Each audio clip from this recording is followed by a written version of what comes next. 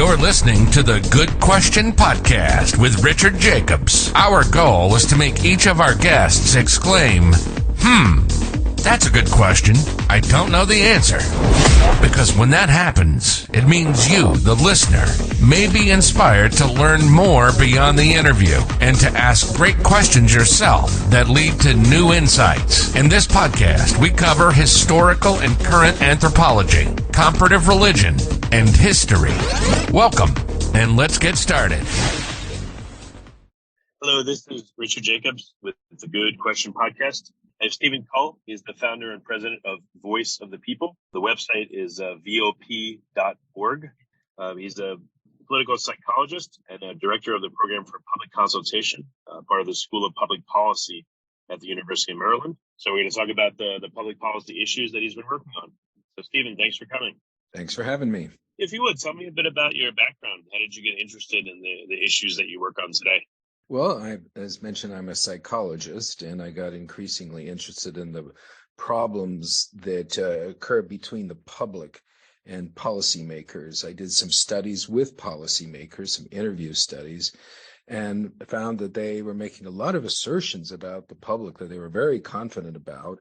When I studied it up on it, I found that they actually were quite mistaken. And so I started digging deeper into that and eventually decided that I was going to focus on trying to improve the communication between policymakers and the public so that policymakers could get a better understanding of the public. And it wasn't simply that they tended to think that the public agreed with them. Often they had assumptions that the public did not agree with them when they actually did. So it's and they perceived the public as preventing them from doing things that they thought were important and valuable to do.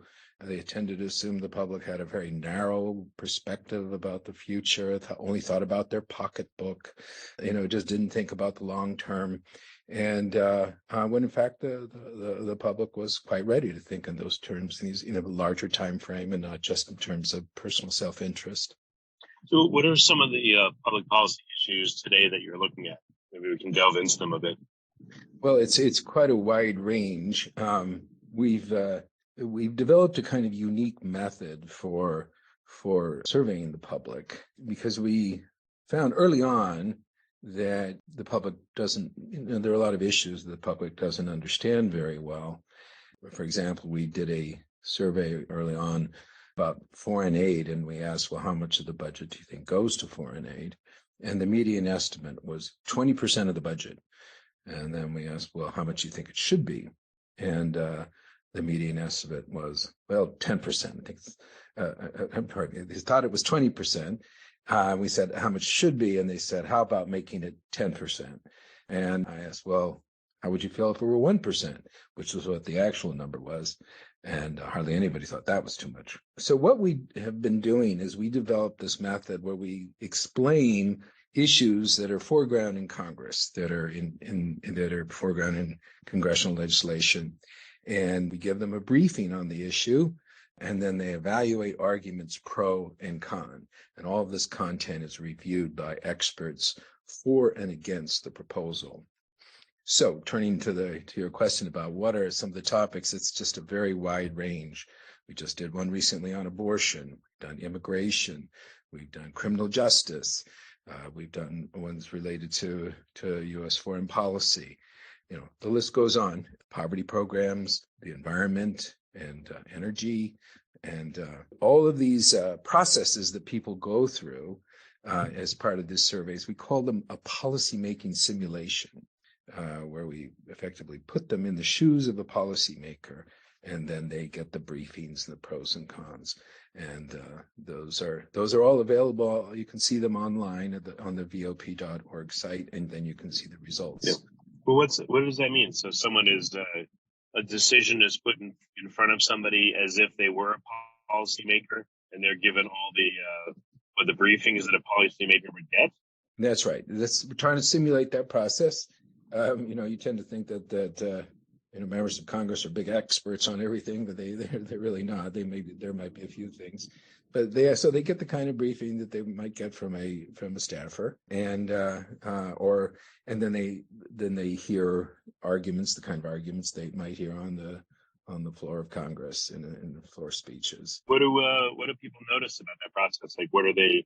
Is it as they thought it was, or are they surprised? Like, what are some of the juicy things that came out of that?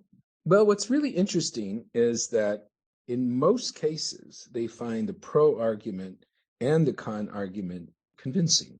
It's like they're saying, "Oh, yeah, that's a good point," and then they hear the other side, "Oh, yeah, that's a good point too." Now, that doesn't mean they're not able to come to a decision or make what we call a recommendation, but and that's somewhat striking to them and interesting to them. When we later get people together in groups, which we have done sometimes, they talk about it and as being interesting how there are a lot of nuances and it's not so simple and in that context, it's often more common that they find common ground too. That Republicans and Democrats are really not as different as one imagines. Well, yeah, I remember years ago I went for it wasn't jury duty, but there was a case that they were going to test, in front of people that appeared to be like a jury. So I remember sitting there as an auto accident. I heard the plaintiff's argument, and I said, "Oh, okay, I'm with them." Then I heard the defense's argument, and I felt myself going, "Oh, the other side." Right. And then I was like, "Oh, now what do I do?" I guess this phenomenon is pretty universal based on what you described. What are ways to? What happens then? So what happens to someone cognitively when they've been pulled one way and then pulled the other way? What do they end up doing, and is it the right thing? Well, they are able to make decisions. Their response to the arguments is somewhat predictive of how they're going to respond. Some arguments they find more convincing than others, and so on. But so they do come to conclusions. And what's interesting is that if people just hear one side, if they're in a silo, right, and they're only hearing one side of the issue, they're more apt to polarize. But if they hear both sides, it turns out that they end up finding quite a lot of common ground. In fact, we have now identified 180 policy positions that are supported by a majority of Republicans and Democrats. Few of them, one side says, well, I can tolerate it. But for most of them, a clear majority says that supports that position. So when people see both sides, it actually reveals quite a lot of common ground. But is there a first arguer advantage, or is it he who argues last sticks in the mind most? There's got to be some psychological bias based on how arguments are presented. Yes, there's a lot of research on that. It's called the primacy effect for the first one, but there's also some advantage for the last one you hear. That's called the recency effect. Overall, it does tend to the effect is not real strong. Sometimes there's a little more advantage for the first one that you hear. But when you go back and forth a few times, that tends to get. That's what I mean. So if I hear an argument for and then I hear one against, after that, should I go back and revisit the for and the against back and forth a couple more times to reach my decision? Yeah. Or are people, again, I'm not looking down on them, I'm sure I do this too, but are they intellectually parsimonious or even lazy? And they hear one side, each, and they're like, all right, I'll decide now. And if so, does that lead to biased decisions? Well, if you only hear one side, you hear just once. Both sides once. I'm sorry, instead of like both sides three times, or there's a recap or a reiteration. Even if you just hear, just one pair of arguments, the net effect is not the skew. There's a slight skew for the for the first one you hear, but it's very slight, and it's not true in every case. But when does anyone know what actually happens to someone when they make their decision? Let's say I have a bias issue X, and I'm pro issue X going in, and then I get an argument that's also pro issue X, and then I get one that's anti issue X. Does the order matter if I have my own preconceived bias going into it? Has that been observed? Well, there's been a lot of research on it, and the there's not a very strong, sometimes there's this set of questions and it produces one effect, and then there's another that produces a different effect. It altogether, how it all adds up is that as long as you hear both sides, it's they tend to balance each other out, and the order does not have an overwhelming impact, and it doesn't have a consistent impact either. So it's something that we don't worry about a lot, because the effects tend to negate each other. All right, so you haven't seen any noticeable impact, whether the person has a bias or the order of arguments, et cetera, right? The order is obviously, if the person comes in with a strong point of view, that's going to impact their conclusions. Sure. Well, how do you think it happened? Like, let's say I'm a Democrat in the House of Representatives, and a bill comes up, and I already have not only party allegiance, but probably an expectation to vote a certain way. I have the past history of how I voted. I have my constituents, and then I get both sides of an issue supposedly on my desk from my advisors. Like, first of all, do I even get both sides of the issue? And then do I look at them? Or I just say, hey, just give me the information on this, and my staff just gives me stuff they'll know I want to hear. Like, What do you think actually happens? Yeah, I think that's very common. It's that members of Congress, they kind of get their cues from the party leadership, and the information comes to them packaged in, here's where the leadership wants to go, here's our position on it, and they don't really spend a lot of time deliberating. And one of the ideas that we have is that it's really a good idea for a member of Congress to meet with representative samples of their constituents, so they can hear people talking about both sides of the issue, and that might impact their ultimate decision. But it's also just very important for them to understand better how people look at the issue. Well, have you found a better way to present an issue to somebody? Like, I was imagining as you were talking, again, what if there's an important issue? So I hear argument on one side, I hear argument on the other side, and then maybe I have a third set of people that take up both sides of the debate. They debate it in front of me. So not only have I heard pro and con, but I'm hearing an active debate and watching it happen with people that are deliberately taking both sides. Maybe that would help my decision making, or I don't know. What's your thought?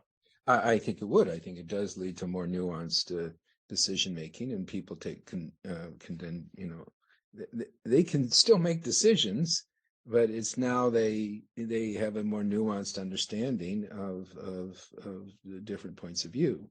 And we have sort of, because people get information in partisan silos much of the time, that has contributed to greater polarization in society. And so the more people go into spaces and have experiences where they hear both sides of the issue, the less polarized society is going to be. Have you identified a more ideal way for people to consider issues so that the bias is at least reduced? Well, that's what we work on. And we also work to, when we develop these policymaking simulations, we bring people together from both sides, sometimes even together at one table. More often they just review it independently and give us input. And both of them have to okay it, in terms of the briefing being accurate and balanced, and the argument on each side being not being misleading or factually wrong in some way.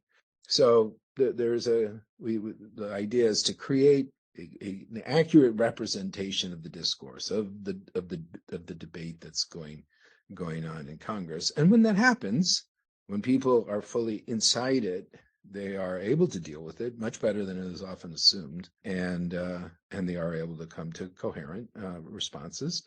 And as I mentioned, they do tend more to find common ground in that context, even on topics that you think of as being highly polarized, whether it's immigration or abortion or climate change and so on. What to do about it? So, but what if you did the following? So you had an issue that had an issue. There's a for, there's an against. You hear both sides. Both sides go away and come up with a plan to address it. let's say it's like a point plan on each side. Someone goes and finds the commonalities between the two plans. Those are put first, and then the differences are put at the end. So I'm just making this up. There's 10 issues, there's sub-issues, there's commonality on 6 of them. So there's 3 left. Then that's represented back to the considerer, and the commonalities are shown first on both sides, and then the remaining issues of difference are shown. How do you think that would shape how someone decides, and do you think that might improve it? Because it strips away, it's not just like A versus B. It's like, okay, there are a lot of commonalities. They both submitted plans, and now this is what's left. That's, a differentiator between the two. Well, I can't say that I've done the process that you've described. It's somewhat complex. The one we go through is somewhat simpler, but people are able to deal with competing positions. I mean, that's normal in life, and they do come to and when they consider both sides, they tend to come to conclusions that tend to be more convergent. Now, I would emphasize that in terms of these kinds of processes, in terms of political process, there is enough low-hanging fruit, there's enough common ground to build on. And if once those decisions are made that are convergent, the situation tends to change, and then we can deal with other issues as well.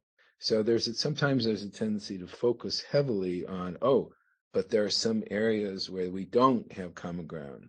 And so our belief is that if you focus on the areas and you build on the common ground, then things will tend to evolve and other issues can then gradually be dealt with. So in terms of the model that you described, we would tend to. No, that's great. I mean, I'm sure it is more complex. I just wonder if you think it might be worth an experiment to try that and see how that affects, how a committee or an individual decides. Might be interesting, So any case studies that you can mention of an issue that came up that you guys tried a whole bunch of different, tweaks to it to see how it would resolve, or, an issue that you uncovered, I don't know, a bias that actually exists in many issues that was only uncovered by examining this one issue? Like, again, any juicy case studies that you can talk about where this process, went forth and interesting things that came from it. Yeah, we just did one recently on abortion, and abortion seems like a very polarized subject. And if you ask people, is abortion right or wrong, you get a divided, morally acceptable or immoral, you get a kind of divided response. And if you ask people, should the government allow it or not, then you get a divided response. But when we focus very specifically on policy options, which could be, on one hand, efforts to reduce the number of unwanted pregnancies through birth control and so on, sex education, and also the specific option of criminalizing abortion, we found actually there was a fair amount of consensus, bipartisan, for making efforts to reduce attended pregnancy and to not criminalize abortion. So that, or to only criminalize it in the later stages of. And that was even true in states that have recently criminalized abortion from conception. Another example is immigration. There's a lot of focus on this concern about amnesty, about the border, and there are debates about that. But it turns out that there's a fair amount of consensus that the millions of people who are here, who are undocumented immigrants, that it's not really possible to just expel them, and there's bipartisan support for in some way assimilating them.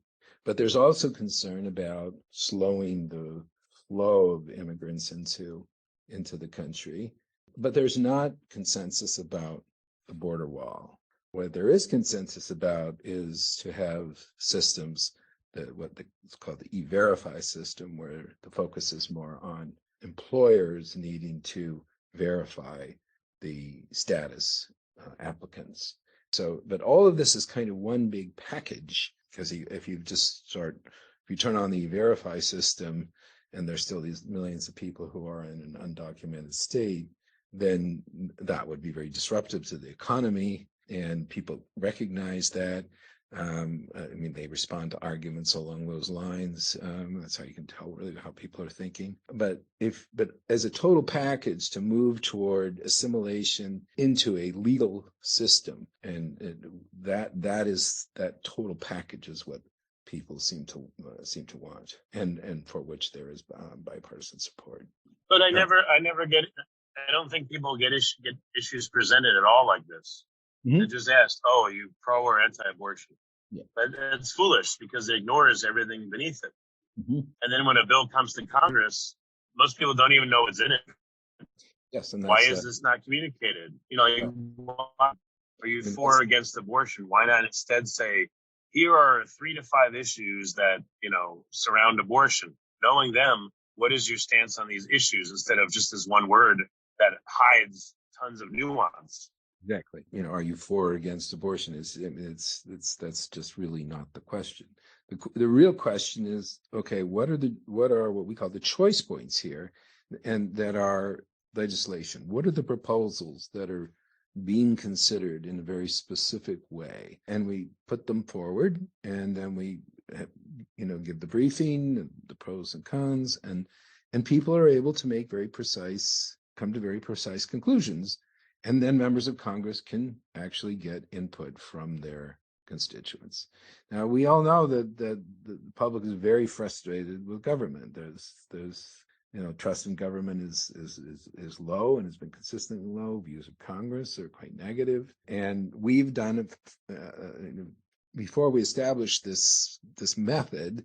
We did a series of surveys and focus groups and so on, asking people, why are you so unhappy with government? And the essence of their response was that there is a kind of social contract that goes back to the founders that says that elected officials will serve the common good and will consult the people that they represent. Not necessarily do exactly what they say, but consult them. And the perception is that's not what's happening, that they listen to special interests, they listen to big campaign donors, and they just don't listen to the people. And as a result, they don't actually serve the common good of the people. They don't have confidence that is happening. And when we probed as to, well, what do you think would be helpful? What do you think could change the situation? A core idea that came out was, well, they should listen to the people more. But, well, what about the fact that not everybody understands all the issues, or what they're looking at? Well, they should explain it to them, right? It should somehow.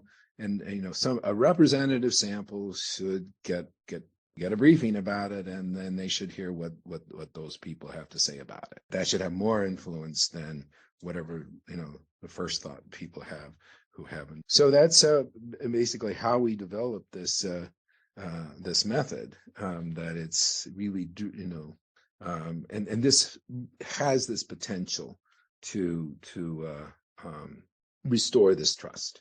We've also looked at, well, what if members of Congress or candidates, challengers to incumbents, were to commit to listen to the people through these kinds of methods?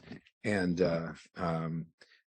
people had a very positive response.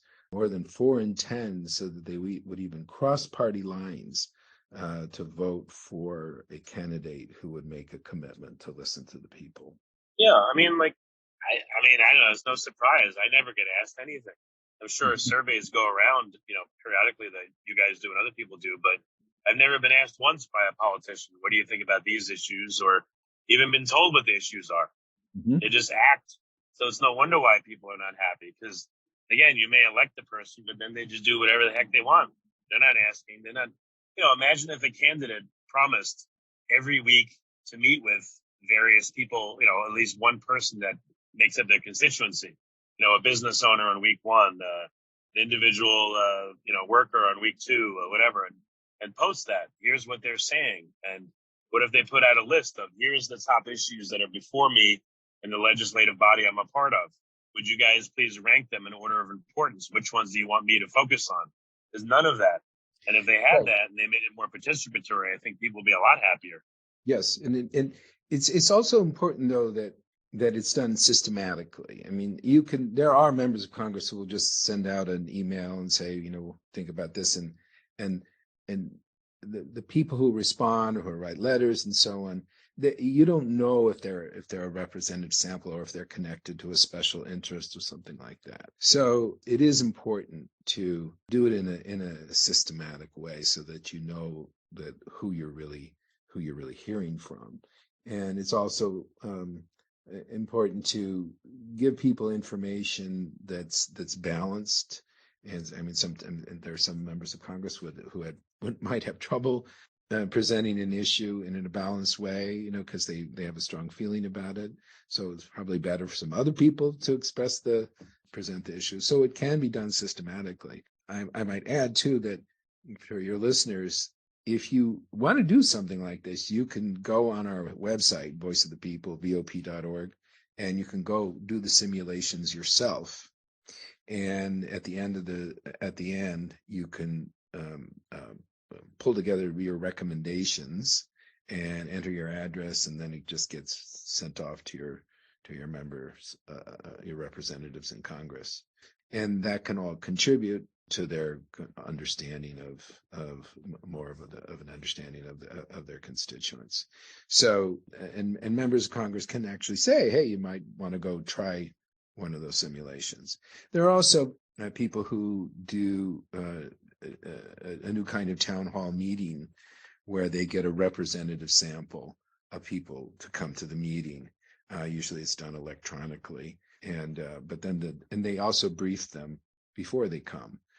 This is done out of by a group at Ohio State University, and that can be very effective as well, so that they get a balanced perspective on their their constituents, because the people who contact them are not always are not a. So representatives that have tried this, do they say, "Oh, well, that was a fun experiment," and back to business as usual, or have any of them embraced it and say, let's make this a regular occurrence where we do this periodically? We have done some with some members of Congress, and some of them have repeated and expressed interest in doing it on a more consistent basis, and we're kind of building up our resources to do that more regularly, and inviting more members to do that kind of thing. What are some other programs that you're working on that are very important to the organization? Ones that you think are going to, again, going forward, be very important in shaping policy debates? Well, we've done work on criminal justice, did one on criminal records. There's sometimes people who have been charged with a crime, but were actually who were originally charged, but then the charges were dropped, so they were never even tried, and that's still on their record, and it interferes with their getting employment and so on, and housing and so on. And there have been proposals to change that, and there was clear bipartisan support for making those kinds of changes. There was a bill that for reforming. It was called the First Step Act. That how there were a lot of laws that required these minimum sentences, or like 3 strikes and you're out. Those kinds of where the judges were given very little latitude, and there was a bill in Congress called the First Step Act, and there was a kind of nervousness about, gosh, if I support this bill, am I going to look weak on crime? And we did this survey that found strong bipartisan support for this bill, and so the Judiciary Committee, headed by Charles Grassley, took the survey and put it in a press release and sent it out, and it ultimately did pass. I don't know how big a role the survey played, but I think it played some. So that's an example. Another example that's really interesting is Social Security. If you look at standard polls and you ask people, do you want to do something about the fact that, so the Social Security fund is going to run out of money, right? And thus benefits will have to be lowered. And you say, do you think something should be done about it? People say, oh yeah, okay. Now, in a separate poll question, you say, do you want to lower Social Security benefits? And people go, no, not really. And then you say, well, do you want to raise Social Security taxes? And people go, well, no, not really. And then their tendency to say, oh, well, the public's just the big baby, right? They don't seem to understand that, there's money in and money out. So what we did is we said, okay, here's the problem with Social Security. It's running out of funds. And if in its trust fund, and if nothing is done, their benefits will have to be cut by about a quarter. So here are some options that can be done, and here's how much each one helps. And here's an argument for and against each one. So they go through this whole thing, and then in the end, it's put in a big spreadsheet, and they're able to say what they want to do. And as they go along, as they make their choices, a little bubble follows them and tells them the impact of their choices on the Social Security shortfall. So what happens then? Well, in that case, it turns out people do solve the problem. They do eliminate at least most of the Social Security shortfall, and there's a tremendous amount of bipartisan agreement about what needs to be done. So there is this tendency to assume that the Social Security is this third rail. And if you just come out and say, okay, I want to cut benefits, or I want to raise the retirement age, people go, what? But when it's put together as a total package, and they hear that other people like them, have gone through this process, and here's the conclusion they've come to about what needs to be done, people tend to say, and we've surveyed on this, where we said, okay, here's what a sample of people concluded after they went through this the whole long policymaking simulation process. Now, here's their conclusion. What do you think about it? There tends to be very strong support for those proposals. So that has the potential for creating a kind of political cover for members of Congress who want to take steps to deal with some of these political problems that are sensitive, that people care about a lot, and they're just afraid of doing anything to get in the crossfire of that consideration. Well, I mean, the issues are not presented in the right way. Just hot buttons, or single points are presented, or they say, oh, my opponent hates this or doesn't want that, or how are people supposed to make a decision if it's deliberately misrepresented? And then the media seems to back that up.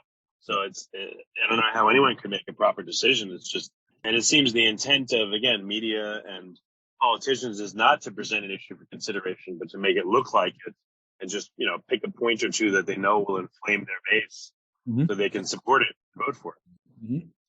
That it's like the all of the incentives in the electoral process are to take some piece of the whole picture and pump it up and get people worked up about it. It's not to step back and look at all the different parts at the same time. But this raises the question, is it viable for candidates to run on not doing this kind of fragmented, getting people just up approach, but to say, hey, I'm going to listen to the people. We're going to look at both sides of the issue. I'm going to encourage people to get informed. I'm going to take in their input and so on. And we've done quite a lot of surveys now and found that it is very, very possible. It is viable. And people very much like candidates who would take that approach, or representatives who would use that approach.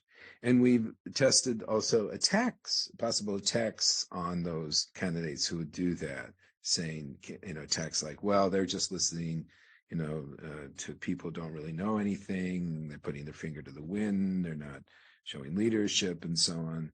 And those arguments do not do very well. While the counter arguments, like, it's very important to listen to the people. This is a principle that this country was founded on. The people have some basic wisdom.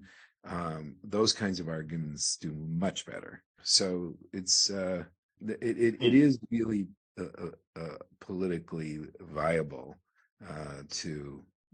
for candidates and members to engage the public in this way. Yeah, I haven't heard a candidate, let's say like abortion, I haven't heard a candidate say, my opponent is focusing on one issue. If I'm elected, here are at least 5 different subsets of it that I would like to address with everyone's input. I don't want to just make this a one-off or, try to delude you that this is the only issue. It's complicated, and these are a lot of the sub-issues that I see. So again, if you elect me, I would like to present the sub-issues and not just say yes or no. Ugh. And I think because my opponent is giving it to you in that way, what does that tell you about how they plan to solve it versus how I plan to solve it? Why doesn't someone say something like that? If your research is showing that that's appealing, why wouldn't we see that? And even if we did see it, I wonder if the media would, I'm sure they would just probably twist it, mess up the whole thing. I don't know. I just haven't seen anything like that. I don't know if you have. But part of the problem is I mean, even if a member of Congress wanted to consult their constituents, they don't really have very good tools for doing it, and but those tools are now beginning to become more available, and but historically, they have not been very available. And hopefully more of them will use it, and will use those kinds of tools, and will be rewarded for it, and they'll perceive it that way, and there'll be that movement. There is this tendency to assume that a member of Congress is almost like running to be king. Like, I have the answer to everything. I know what's the right thing, and here is my 29-point agenda on every issue. I've got it all figured out. I got all the answers, right? And when there are debates, the moderator says, what's your answer for this? What's your answer for that? And in fact, they don't have all the answers, and they know that. And we all know they don't have all the answers. They may have some ideas and some values and priorities and things like that. But a lot of decisions there are trade-offs, whatever we do. And there's also this, they're also supposed to get up there and say, this is the answer, it's unequivocal, it's only good, and and the opposite proposal is nothing but bad. And to not enter into this this more nuanced discussion. Now, in that frame, then a member of Congress can have meaningful discussions with their constituents and hear their constituents in a frame where you understand that there is no simple answer, and that there are trade-offs no matter what we do. And then it's just a question of making decisions about what those trade-offs will be. And then when some of the downsides come, then it will people will be able to handle it better. I mean, when during when the pandemic was really bad, there was a lot of public spending that's stimulated the economy and prevented a recession.